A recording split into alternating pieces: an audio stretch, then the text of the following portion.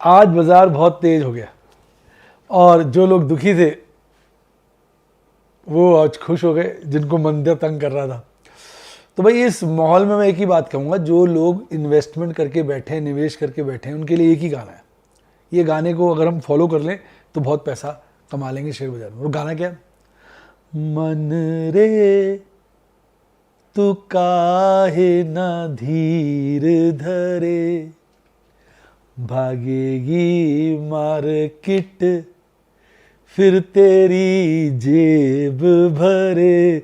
मन रे तू काहे ना धीर धरे। भैया धीरज धरो, धीरज धरो, भागेगी मार्केट और तुम्हारी जेब भरेगी। तो उसकी चिंता मत करो, मन को ही समझाना होता है। तो मैं तो धीरज करके बैठा हूँ। तो हालांकि मेरी बहुत सारी कॉलेज इन द मनी हो गई हैं, तो ठीक है डिलीवरियाँ छूटेंगी, पैसे आ जाएंगे। पर इस राउंड में मैं सोचा था डिलीवरियाँ नहीं छोड़ूंगा, साली फ्यूचर शॉर्ट कर दूंगा। ये पैसे आ जाते ना, खर्च हो जाते हैं। तो ये मेरा विचार है। आपका मन में धीरज है या आपका मन बिल्कुल बेचैन है? फटाफट कमेंट में लिख डालिए, क्योंकि डार्लिंग मैं सारे कमेंट पढ़ता हूँ।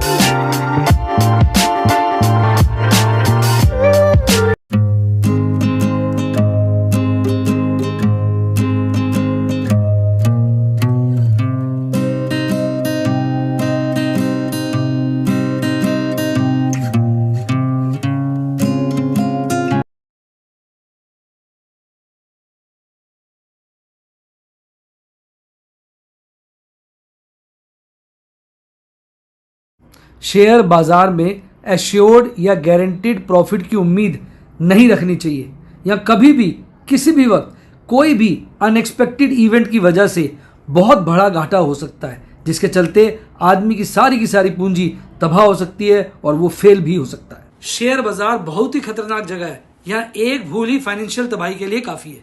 मैं केवल एजुकेशनल वीडियोस ही बनाता हूं, मैं कोई बाय सेल रिकमेंडेशन नहीं देता हूं। चर्चा किए गए स्टॉक उदाहरण के लिए हैं और खरीदने या बेचने की कोई रिकमेंडेशन नहीं है। मेरा यह मानना है कि शेयर बाजार में निवेश किसी के कहने पर नहीं करना चाहिए, बल्कि अपने रिस्क एपेटाइट और जानकारी के हिसाब से करना चाहिए। सदा याद रखें, जिसने ली टिप उसकी हुई डिप। शेयर बाजार में निवेश जोखिमों के अधीन है। निवेश करने से पहले सभी संबंधित दस्तावेजों को ध्यान से पढ़ें।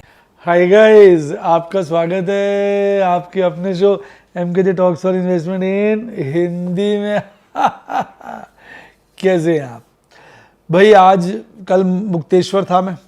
आजकल मैं ट्रेड नहीं कर रहा ज़्यादा, कारण कि भैया बाजार इतना वोलेटाइल है, बहुत सारी पोजीशनें बनी हुई हैं मे की। अब जब मे की पोजीशनें हल्की होंगी तभी हिम्मत आएगी, क्योंकि साला एक दिन पुट्टों में हो रहा था प्रॉफिट, अगले दिन पुट्टों में लॉस तो कॉल में प्रॉफिट, फिर कॉल में लॉस तो पुट्टों में प्रॉफिट। तो बाजार जो है ना बिल्कुल ही बेचैन हुआ पड़ा है। तो ऐसे में बहुत ज़्यादा ट्रेड होने का बड़ा खतरा रहता है। तो मैंने तो अपने दिल को रोका हुआ है। रुक जा ओ मेरे दिल रुक जा, इस तरह गाना सुना सुना के उसको रुका हुआ है कि भैया नहीं, तू ना करना अब और ट्रेड जी, पहले ही तेरे इतने ट्रेड हैं। तो ये पहले ही इतने सारे ट्रेड हुए पड़े, तो इसलिए मैं बड़ा रुक के कर रहा हूँ काम, सोच सोच के, ठंडा होके कि भैया रोका हुआ है दिल को। तो भाई बाजार जो है ना, मेरे को लग रहा है अब यार इतनी सारी गेम ना पोजीशनों की है। अब लोगों को सीज फायर के चलते लोगों ने बड़ी खरीदारी कर ली है, तो बाजार गिर दिया, आज एक्सपायरी थी आज फिर खींच दिया।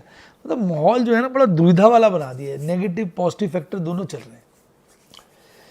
जिसके चलते मैं यही कहूँगा इस वोलेटिलिटी में हमें, जो मैं अपने लिए फॉर्मूला फॉलो कर रहा हूँ कि भाई उतनी ही पोजीशंस बनाऊँ जो हैंडल हो सके। नहीं तो पता क्या होता है, ज़्यादा पोजीशन हो जाती है। इसलिए मैं आजकल घूमने निकल जाता हूँ, क्योंकि बैठा रहोगे ना अपने कमरे में, बैठे रहोगे मोबाइल खोल के, तो आपकी पोजीशनें ओवर ट्रेड हो जाएगा।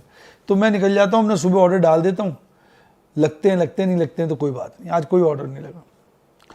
अब आप कहेंगे कहाँ चले गए सर आप?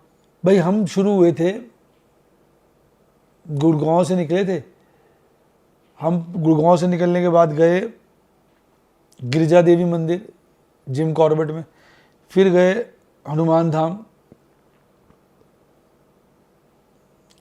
ये रामनगर में जिम कॉर्बेट का पार्टी हो गया।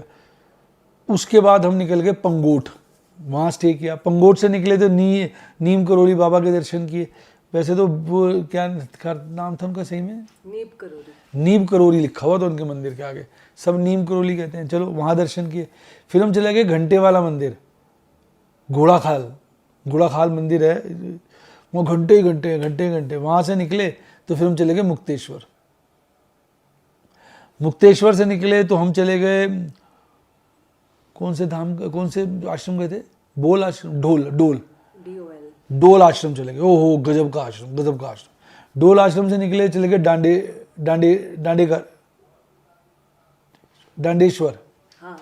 डांडेश्वर धाम। ये भाई साहब 9वीं सेंचुरी का मंदिर है। फिर चले गए जागेश्वर धाम, ये भी 9वीं सेंचुरी का मंदिर है। तो इन मंदिरों को देख दर्शन कर अब हम पहुंच गए कोसानी। और कोसानी में हम जिस होटल में ठहरे वहाँ पर जो रिसेप्शन पे जिस भाई साहब बैठे थे वो अपने फॉलोअर निकले, बात करते रहे। थोड़ी देर उन्होंने पहचान लिया कि सर हमें तो आपकी आवाज़ पहचानी लग रही है। फिर नाम पूछा, अरे सर मैं तो आपकी वीडियो देखता हूँ, आपको पहचान नहीं पा रहा, दाढ़ी बड़ी कर ली थी ना मैंने, और मैं अपनी हैड में भी नहीं था, ट्रेडमार्क में, तो पहचान ही नहीं पाए। तो बड़ा अच्छा लगा। ये कोसानी का बहुत अच्छा होटल है,